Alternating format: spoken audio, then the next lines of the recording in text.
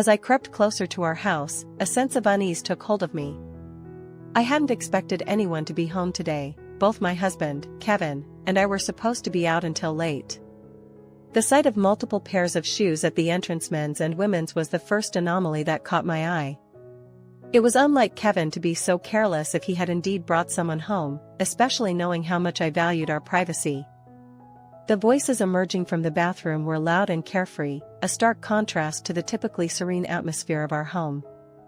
A boisterous, almost vulgar laughter echoed through the hallway, unmistakably male, and distinctly not Kevin's.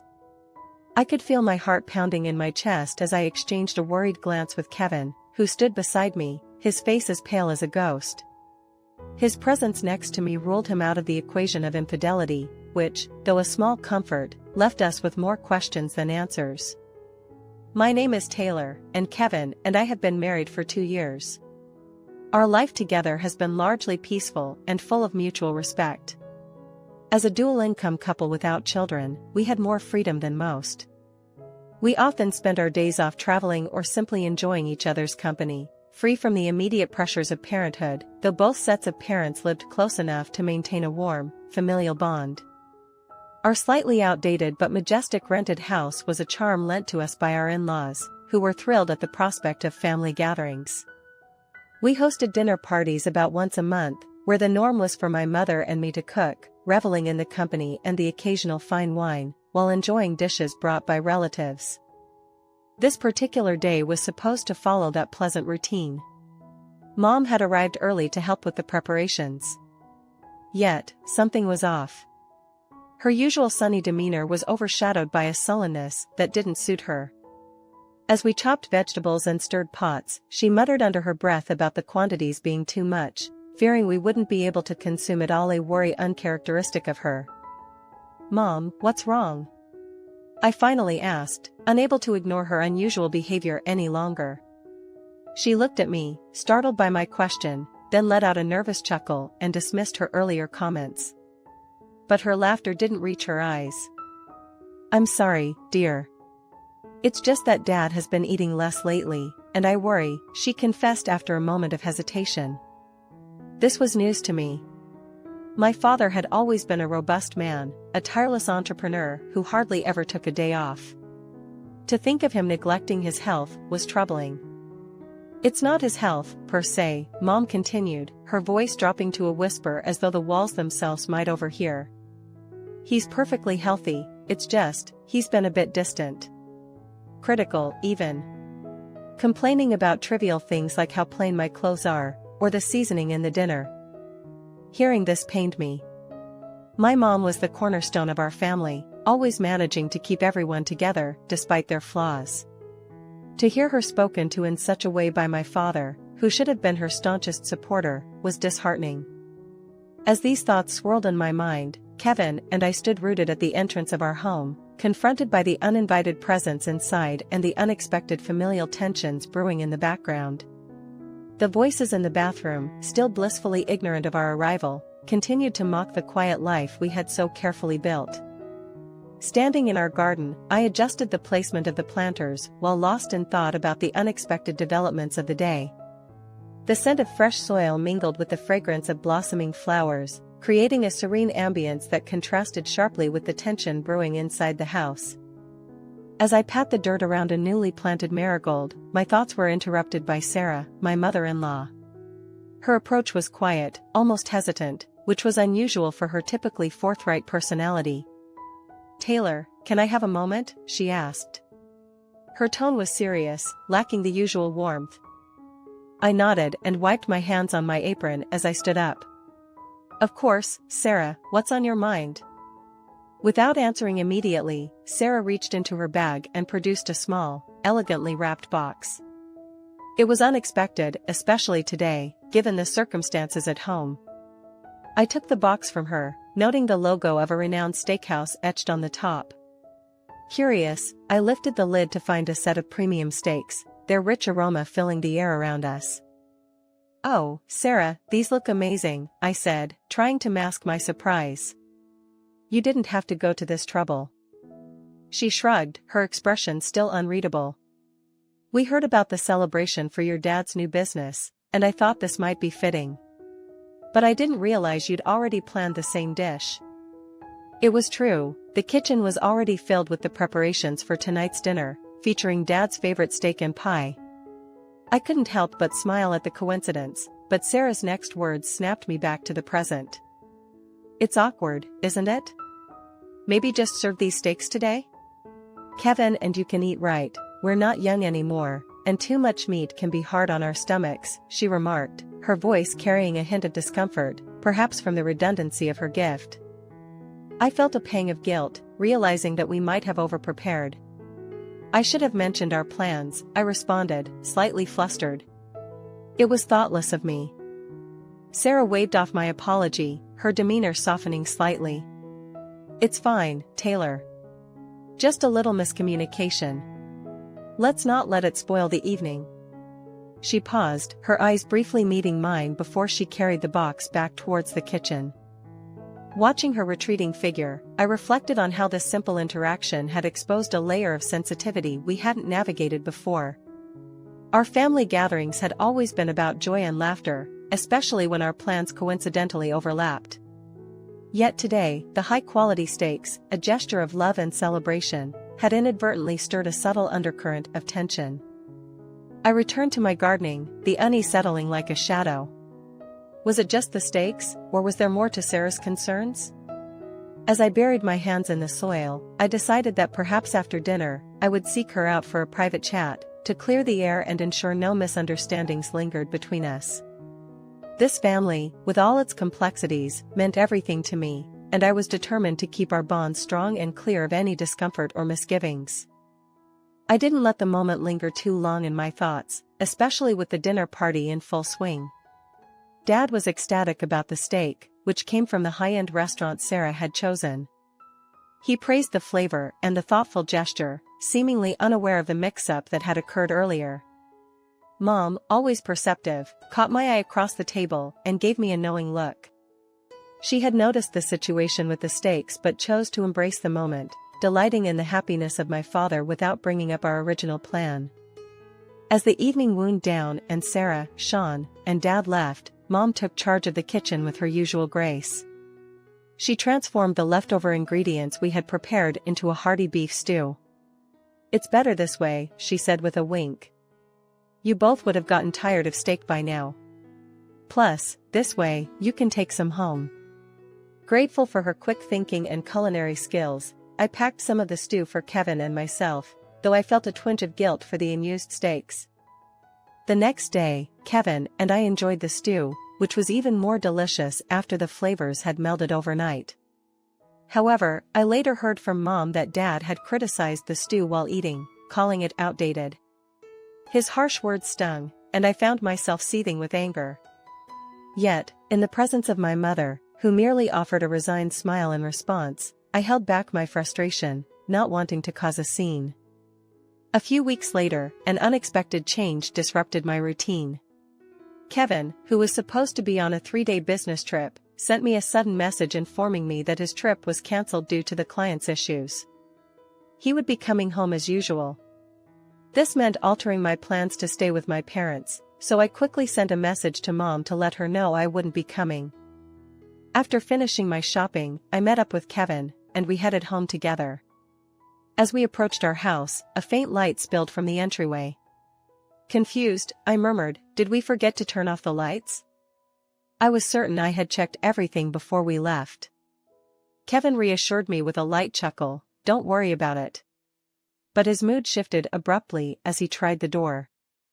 "That's odd. The front door is unlocked." His statement sent a chill down my spine. Had someone broken in? Instinctively, I pulled out my mobile phone and began recording, a silent agreement between us to be cautious. Kevin gave me a nod, and with a deep breath, he slowly pushed the door open. As the door creaked ajar, our eyes immediately fell to the entryway. There, a pair of men's leather shoes and women's pumps lay, neither belonging to us. Kevin frowned. "Whose shoes are these?" The presence of unfamiliar footwear was alarming, especially given that they clearly belonged to someone we didn't know.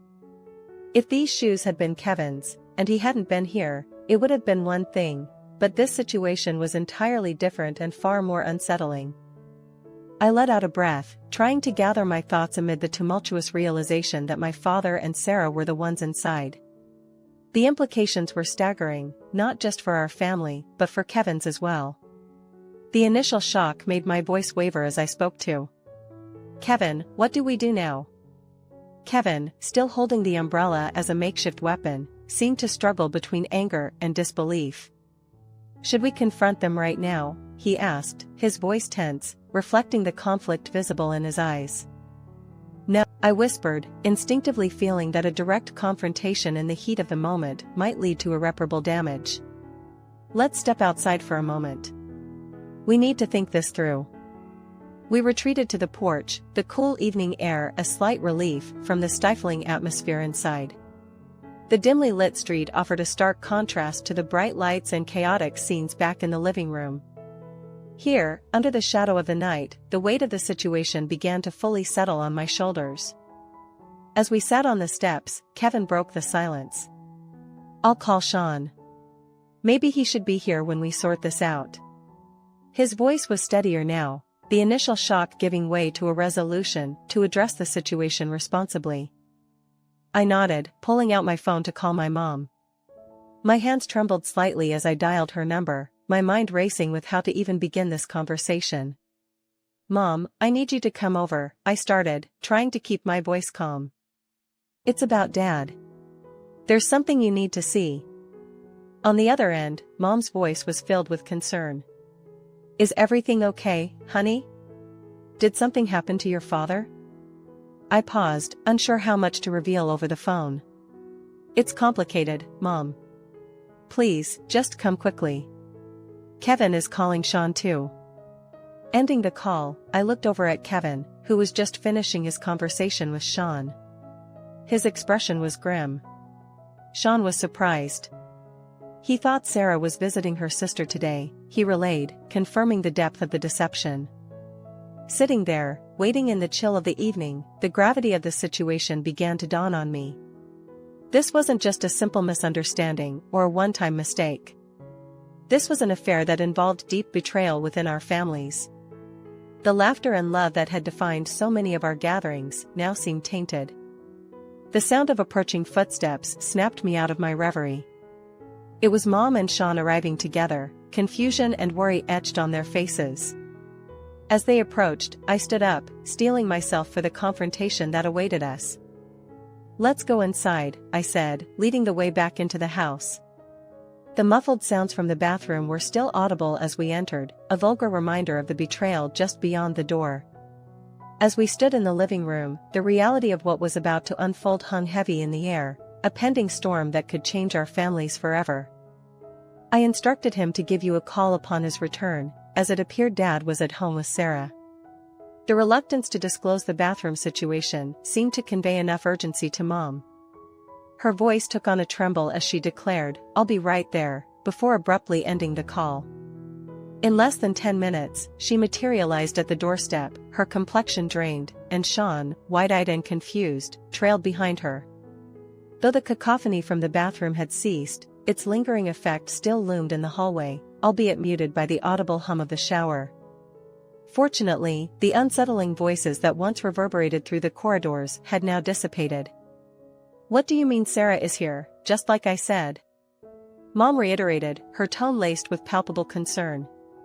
She's out on a day trip with friends and won't return until tonight. Sean, grappling with a myriad of questions, seemed torn between seeking clarity and avoiding the impending revelation. Despite our prior notice regarding Dad's company, Sean remained hesitant to acknowledge the reality, his gaze deliberately diverted from the bathroom's direction. Sensing his distress, Kevin gestured to me, signaling the need to resume recording on my mobile device. Kevin made no attempt to conceal his approach as he barged into the bathroom unceremoniously. What the heck are you doing in our house? His forceful entry caused the bathroom door to recoil with a resounding thud. The subsequent eruption of screams, intermingled with escalating shouts between Dad and Kevin, underscored the gravity of the situation. Kevin, his demeanor dripping with disdain, muttered disapprovingly. Hastening to shield myself from the anticipated spectacle, I hastily retrieved a bath towel, flinging it into the bathroom in a bid to avert any inadvertent exposure. However, my attempt to shield my eyes proved futile as Mom, unable to contain her indignation any longer, surged past me, her resolve unyielding. With a primal roar, she seized control of the chaotic scene, forcibly extricating Dad from the confines of the bathroom. Sean, steeling himself for what lay ahead, followed suit, braving the tumult to retrieve Sarah. In a matter of moments, both emerged, hastily cloaked in the remnants of their hastily discarded attire, their disheveled appearance a stark testament to the turmoil within. As we congregated in the hallway, panting heavily, our collective breaths mingling in the dense silence, Mom's voice pierced through the stillness. "Why?" Her inquiry, laden with incredulity, marked the precipice of Dad and Sarah's forthcoming explanations. It was a saga that began with Sarah's infatuation for Dad, entwined with his influential stature within certain illustrious circles. "I might think he was cheating by bringing another woman home, but he's right here next to me. Someone unknown to us was in our house." Sensing my reaction, Kevin grabbed his umbrella, ready to swing it at any moment, and moved forward. Then we saw the living room light was on, and the food that seemed to have been bought scattered on the table. Strange for a burglar, I thought. Then, I heard a voice approaching slowly. It became clear the voice was coming from the bathroom. It seems that the person speaking is inside the bathroom. This voice, I can understand why Kevin is truly creeped out. After all, the voice coming from inside is quite vulgar. It's unsettling and infuriating to think that our home could be used without our knowledge. Wondering who on earth could be doing this, I slowly opened the door, and my eyes immediately fell on some discarded clothing. I couldn't help but let out a sound. There unmistakably were Dad's clothes. The large jacket neatly hung on a hanger was his favorite, he had worn it at the dinner party just the other day. The messily discarded shirt and pants were all too familiar. Mom had just left a few hours ago, so there was no way she could be here. It appeared that Dad was bringing another woman into my home for an affair. The realization made me frown involuntarily. Looking up at Kevin, wondering how to explain this to him, I saw him staring with a ghastly pale face at a necklace resting atop the washing machine. I remembered seeing that necklace and the earrings beside it quite recently. "This can't be Mom," Kevin's words confirmed the identity of the person inside the bathroom. The ones using our home for their affair were my dad and Sarah. I pulled Kevin, who seemed ready to burst in on them, back to the living room. Quietly moving away from the echoing voices seemed to help him regain some composure. "Shouldn't we call your mom and my dad?" Kevin suggested, though he seemed confused. "What would happen if we brought Mom and Sean here now?" I could only foresee a crisis for both families, but I couldn't just ignore what was happening. Vulgar noises were still coming from the bathroom, indicating they might not come out anytime soon. I contacted Mom, and Kevin reached out to Sean. "Right then, it's about Dad," Kevin said. "Your dad, he said he was going golfing today and left early in the morning. He won't be back until tonight. I told him to call you when he gets back. It seems that Dad is at home with Sarah."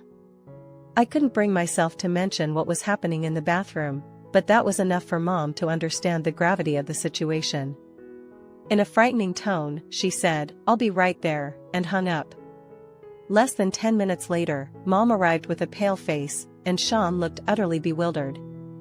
The voices had stopped, but they were still inside the bathroom. The sound of the shower was audible, but thankfully, the voices that had filled the hallway earlier were no longer heard. "Kevin, what do you mean Sarah is here, like I said earlier?" Mom continued, "She went on a day trip with friends and won't be back until tonight." Sean, full of questions. We had informed him that Dad was with someone, but whether he was confused or unwilling to accept it, he avoided looking towards the bathroom. Feeling sorry for Sean, Kevin signaled to me, and I started recording on my mobile phone again.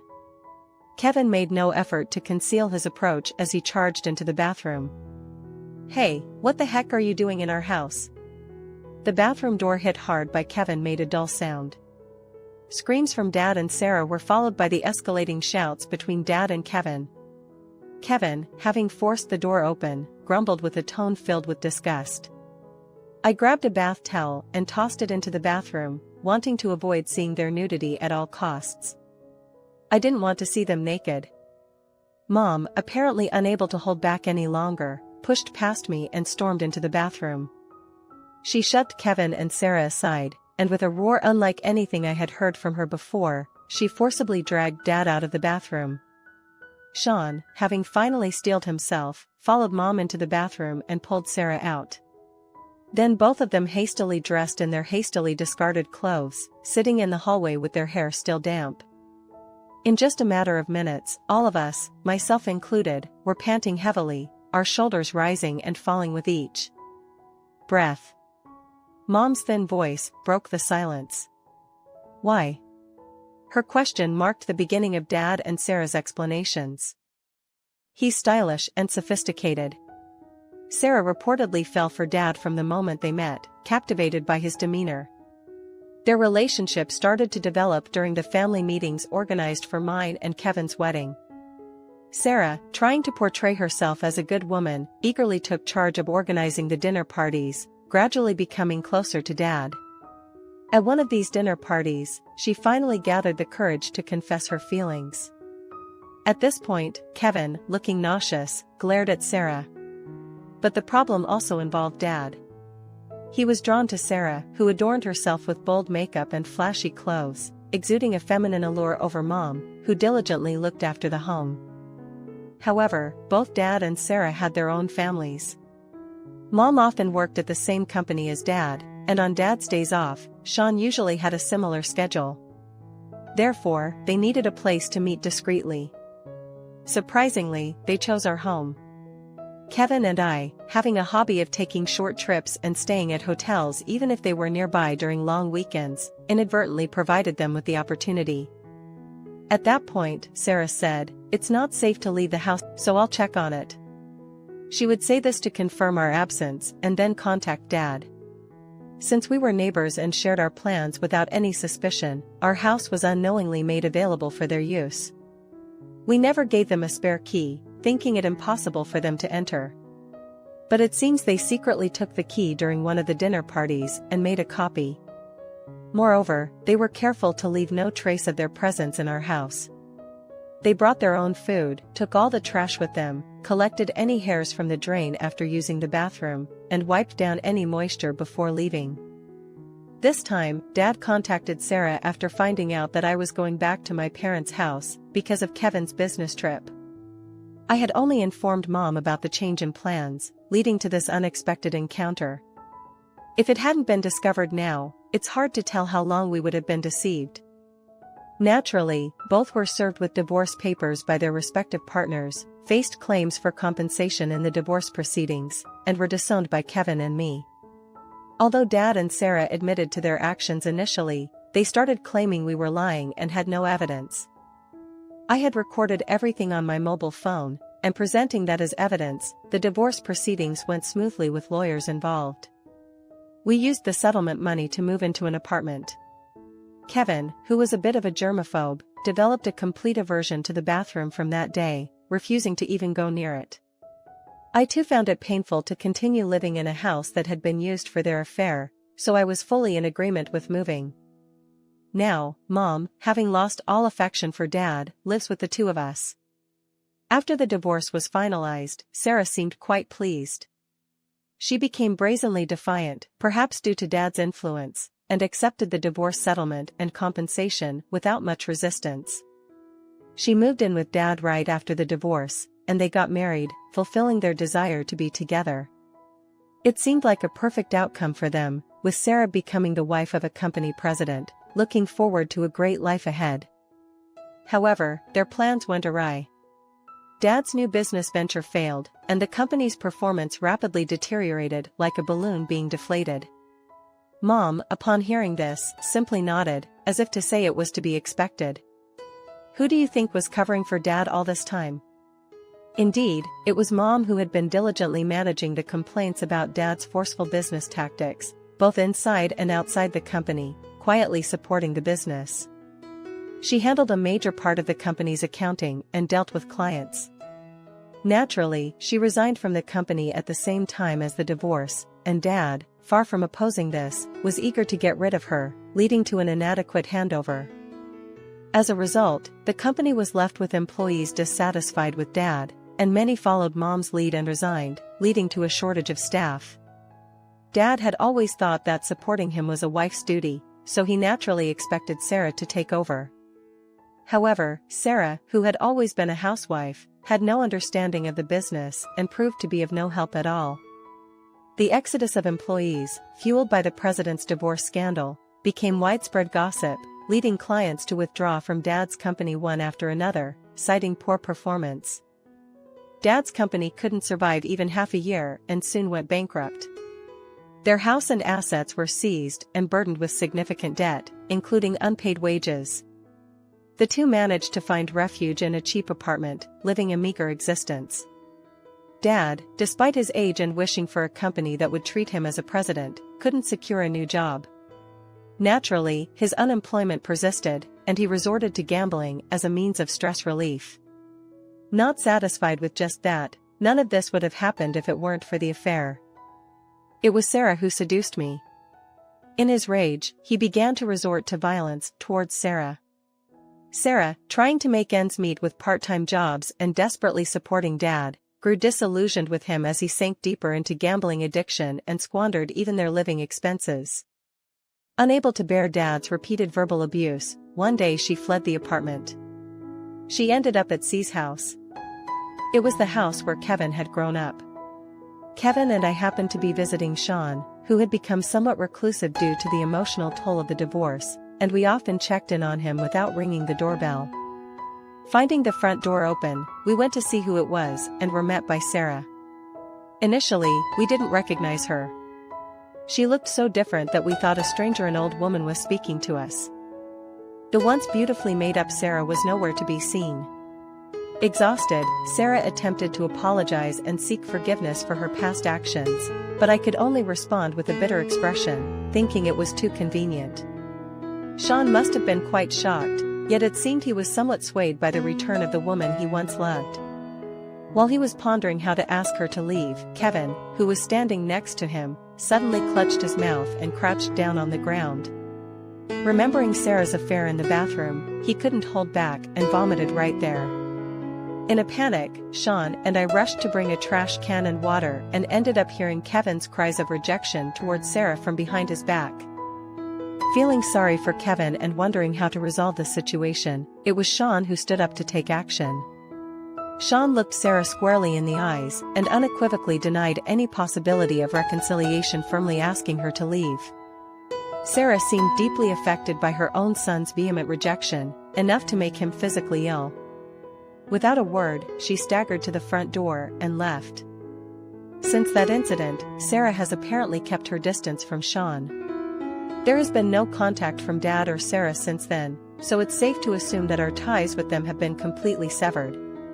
Kevin was under the weather for a few days, but has since recovered. Together, we're committed to building a warm and loving home. Mom has shown incredible resilience, quickly finding work, making new friends, and moving on from Dad to enjoy her life. She's planning to rent an apartment for herself once she saved enough, and I'm hoping she'll choose one close to our home.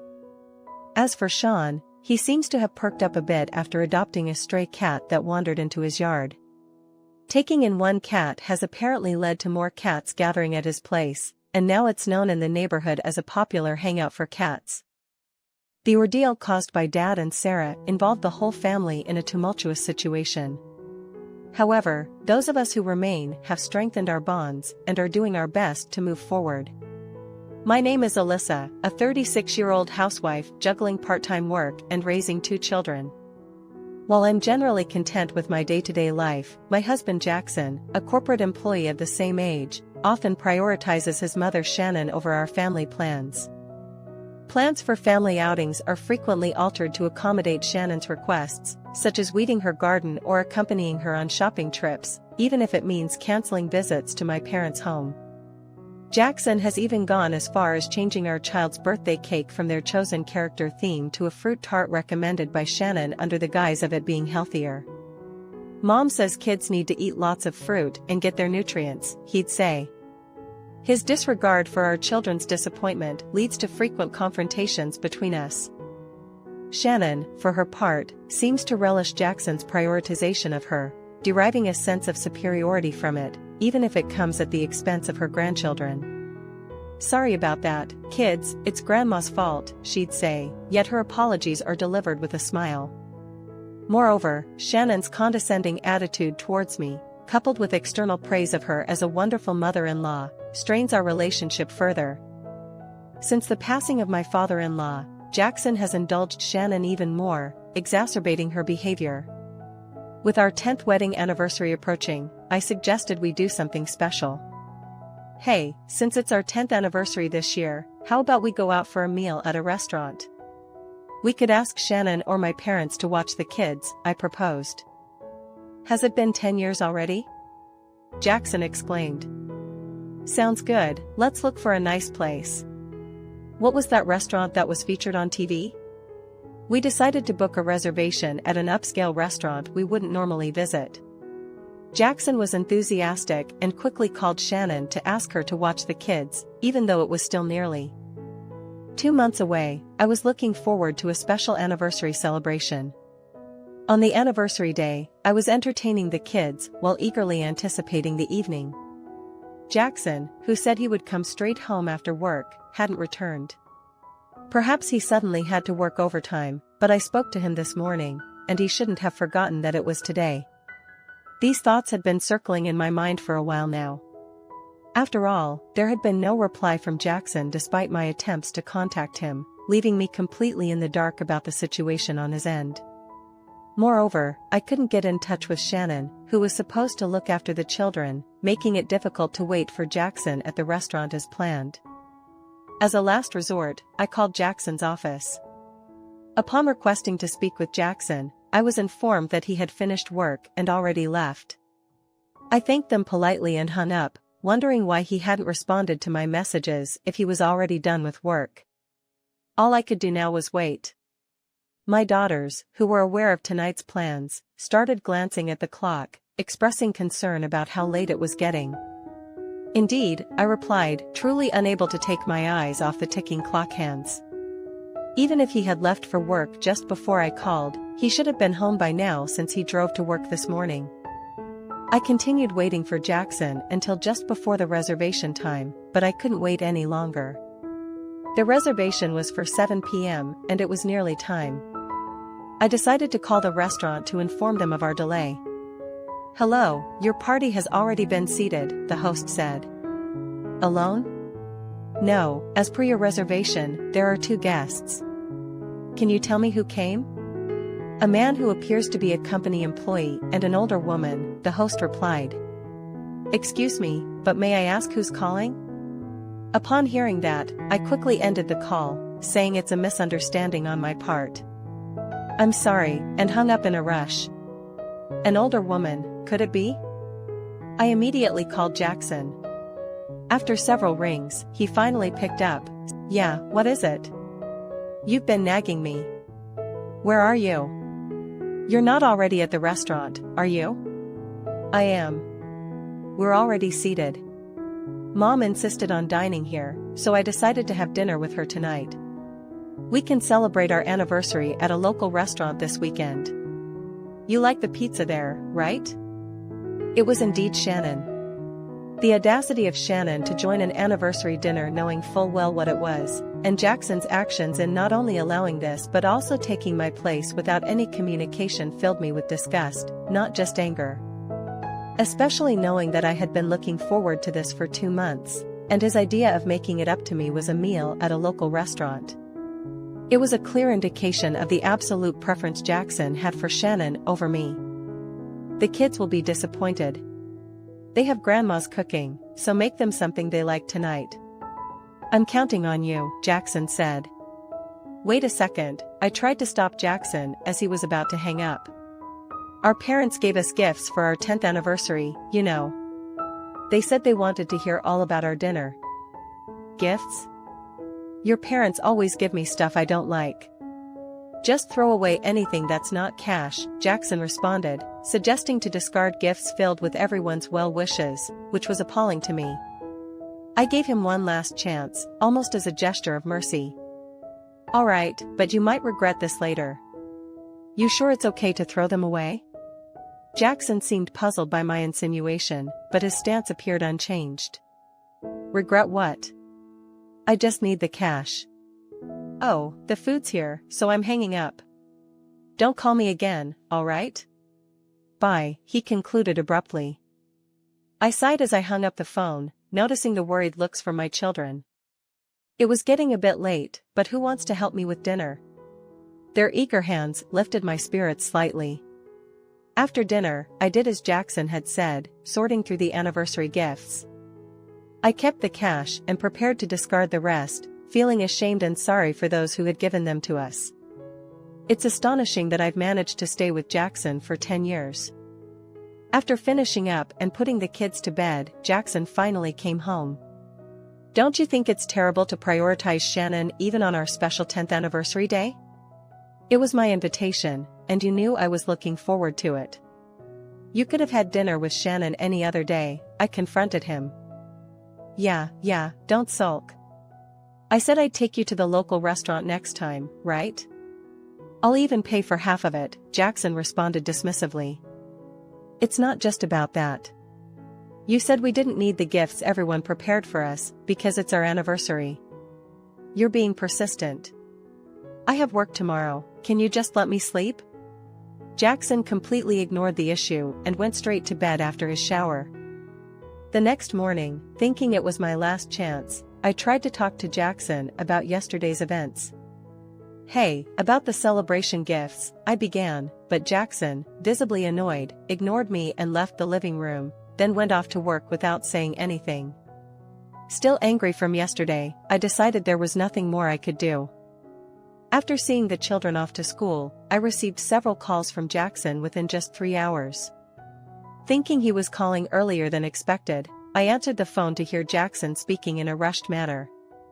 Hey, those celebration gifts you mentioned yesterday, who gave them to us? What do you mean? From my parents, friends, and your boss, Mr. Jones. Even the company president gave us something, I replied. You never mentioned that. I did.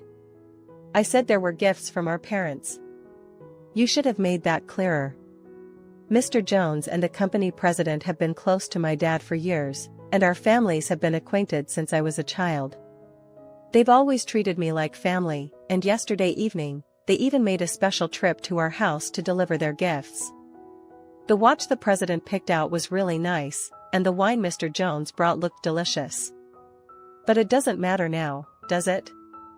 You said to throw away anything that wasn't cash, so I did. What have you done, Alyssa? Do you realize what you've caused? Jackson was furious, but I wondered on what grounds he had to complain. I asked you if you were sure, and I tried to talk to you about it last night and again this morning, but you ignored me every time, Jackson. Don't shift the blame. It's your fault for not listening, I retorted before hanging up the phone. Jackson tried calling back several times, but I ignored all his calls. I might seem petty, but I couldn't contain my anger any longer. When Jackson came home, his footsteps were so loud I could hear him from the entrance. Enough already. Give me the gifts we received now, he demanded. Faced with Jackson demanding the return of the celebration gift, I informed him, I threw them out with this morning's trash, so they've already been collected. There's no way to get them back now. Jackson's anger reached a level I had never seen before. He shoved me and stomped on the floor. That's just unbelievable. Can't you differentiate between right and wrong, Alyssa?